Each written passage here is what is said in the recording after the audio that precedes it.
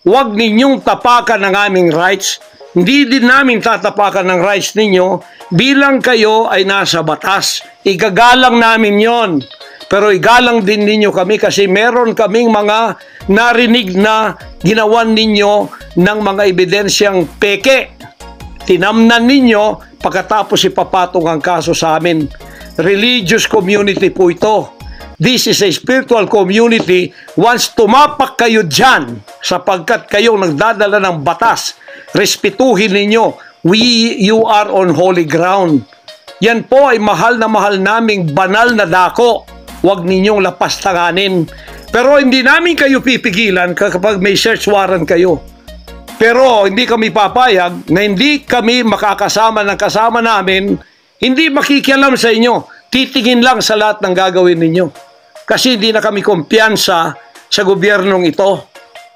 Yan mga boss, naglabas ng saloobin itong si Pastor Apollo Kibuloy tungkol nga dahil sa may napabalitang umanong papasukin o si search yung kanyang mga ari-arian, lalo na itong kingdom mga boss, no, dito nga sa Davao City. Pero saad pa nga ni Pastor Apollo na kung gusto nilang pasukin ay wala namang problema at i-search nila dahil wala naman silang tinatago mga boss. Pero kailangan umanong isama ang mga abogado or barangay captain nitong si Pastor Apollo dahil wala na silang tiwala mga boss, no, sa mga pulis. Baka tamnan ng ano-anong ebidensya laban nga dito kay Pastor Apollo. So yun naman ang request ni Pastor na maging fair ang laban at di naman sila makikialam sa gagawin ng mga pulis basta may kasamang abogado at barangay captain. So atong pakinggan mga boss ang kabuuhang pahayag tungkol dito ni Pastor Apollo Kibuloy. Mga kababayan, ay meron pa pong gagawin daw sila sapagkat meron na daw silang search warrant. Pagkatapos daw, isi-search ang aming lahat ng compound at hindi daw kami papayagan na merong witness na sasama. At ang balita namin, kung ito'y totoo, sa reliable source ay nagsasabi na paplantingan daw kami ng bomba, guns, and drugs sa aming mga compound. Yan po ay aming babantayan. Sinabi ko na po muna sa inyo dito sa live na to para kung mangyari man ang mangyayari sapagkat wala po kaming ganon ay sila pong may kagagawan nun. Ganito ka-evil ang kanila pong mga pag-iisip sa ngayon. Masyadong desperado. Aywan ko kung bakit. Kung kayo nasa katotohanan, nasa kapangyarihan, bakit kayo natatakot? At huwag ninyong pasamahin ang aming mga abogado para sumama sa inyo sa pagsisearch. Kaduda-duda na yon. Hindi po pwede yun. Maano tayo? Bansang Hapon ng panahon ng giyera? Ano to? Panahon ni Hitler? Na wala kaming pwedeng lawyer na sumama sa inyo? Kayo-kayo lang? Pagkatapos pwede nyo kaming barilin pagka kami nakikipag-usap na kailangan may witness para kamerahan namin ang ginagawa ninyo na wala kayong lusot kung meron kayong gagawin na kabulastugan at pagkatapos ipapatong ninyo sa amin. Pagka ito'y totoo, we will resist you. Hindi kami violent, pero hindi kami papayag na wala kaming mga witness na sasama sa inyo. Lawyer at saka barangay captain ang hinihingi namin na magiging witness sa lahat ng search na gagawin ninyo sa lahat ng aming pamamahay, kwarto o kung ano. At may lawyer kaming titingin muna sa inyong dokumento kung ano ang isi-search nyo, kung anong bahay, kung anong compound, kung ano lang ang dapat nyong gawin at ilang oras.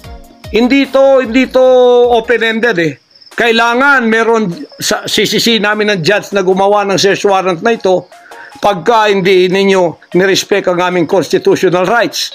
Huwag ninyong tapakan ang aming rights. Hindi din namin tatapakan ng rights ninyo bilang kayo ay nasa batas. Igagalang namin yon. Pero igalang din ninyo kami kasi meron kaming mga narinig na ginawan ninyo ng mga ebidensyang peke. Tinamnan ninyo pagkatapos ipapatong ang kaso sa amin. Religious community po ito. This is a spiritual community. Once tumapak kayo dyan, sapagkat kayong nagdadala ng batas. Respetuhin ninyo. You are on holy ground. Yan po ay mahal na mahal naming banal na dako. Huwag ninyong lapastanganin. Pero hindi namin kayo pipigilan kapag may search warrant kayo. Pero hindi kami papayag na hindi kami makakasama ng kasama namin, hindi makikialam sa inyo. Titingin lang sa lahat ng gagawin ninyo. Kasi hindi na kami kumpiyansa sa gobyernong ito. Gagawa sila ng paraan para kami ay bigyan ng kasalanan.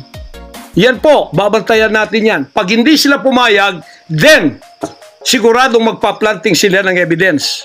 Pag pumayag sila, then fair ang laban. Hindi namin sila pakikialaman. Titingin lang ang aming mga witness na mga lawyer at saka barangay captain. At kung sino man ang mga witness na nandoon mula sa aming side. Kasi nandoon sila. Hindi na pwedeng gawin wantonly ang kanilang gagawin doon sa aming mga compound na wala kaming witness. Because they can do anything to implicate us, to plant false evidences and charges against us.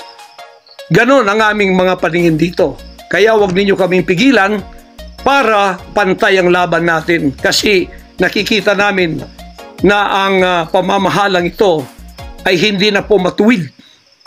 Biro ninyo, ginikipit kaming ganito, wala naman kaming ginagawa sa bansang ito. Sinabi ko na muli, hindi kami nagdi-deal ng drugs, hindi kami violenting tao, hindi kami terorista, mangangaral kami ng mga salita ng Diyos. In fact, dito sa aming compound sa Tamayong, kami ang nakapagbigay ng peace sa mga kababayan nating sinisila ng CPP and PNDF, tinatakot at pinapatay. Ngayon, wala na sila, may peace na kami. Ito namang gobyerno natin, ito ang ginagawa nila sa amin. Biro ninyo mga compound na religious ng Kingdom of Jesus Christ, ginaganito nila. Pero yung pagnanakaw nila sa gobyerno, wala silang sabi. Tiklop bibig. Hindi sinisearch ang mga bahay na pinagbibili nila. Nagamit ang pera ng gobyerno. Anong klase kayo? Sige, gawin ninyo ang gusto ninyong gawin sa amin. Pero kami tatayo sa aming constitutional rights. Whatever happens. Tatayo ako sa kalayaan ko sa bansang ito na pinakamatyan ng aking mga national heroes.